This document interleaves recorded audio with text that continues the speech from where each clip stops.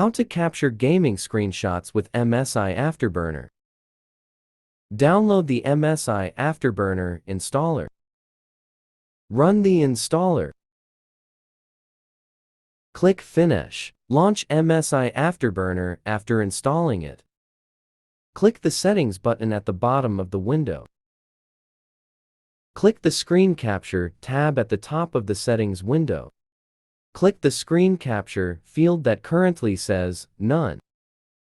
You can use any key to use to take screenshots.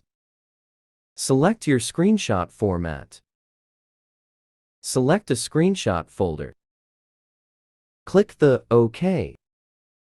Start a game with MSI Afterburner running. Press your screenshot key. Your screenshot will be saved immediately to the folder you specified. Thanks for watching video.